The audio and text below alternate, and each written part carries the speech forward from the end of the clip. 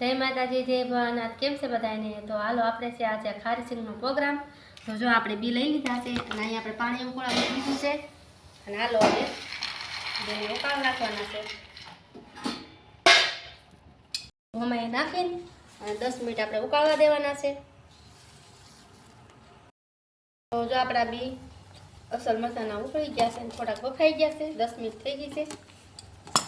અને જો આવા આપણે ફોફા ઉકળી જવા જોઈએ ત્યાં લગ્ન આપણે રાખવાના છે.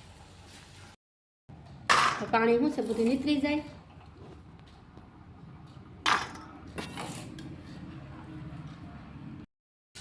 તો જો આપણે બધા બિયામાં કાઢી લીધા છે અને હવે આપણે છે ને કોટનના કપડામાં ઘડીક વાર આપણે 5 મિનિટ રાખવાના છે, સુકાઈ દેવાના છે પંખા નીચે. પછી આપણે હાલો જો આપણે કોટનના કપડામાં સૂકવી દીધા છે બી ગરમ થવા અને આવું તડતડ થાય ને ત્યાર પછી જ આપણે બી નાખવાના છે. અને અમારે તો જો આપણે ઘણા રેતીમાં પણ શકે પણ આપણે કાંઈ રેતી નથી એટલે આપણે મીઠામાં બનાવી શીખાતી. હાલો હવે જો આપણે મીઠું શકાઈ ગયું છે આમ કરી એટલે આપણે ગરમ ગરમ લાગવા મળે એટલે આપણે બી નાખી દેવાના છે.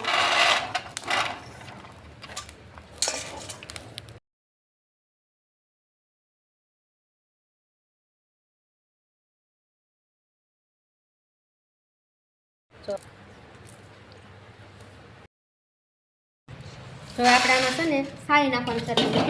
તો આવી રીતના આપણે બધી સાઈ લેવાની છે હવાલામાં.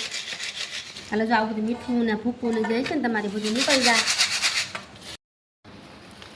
તો કેવી સરસ કડકડી બની છે.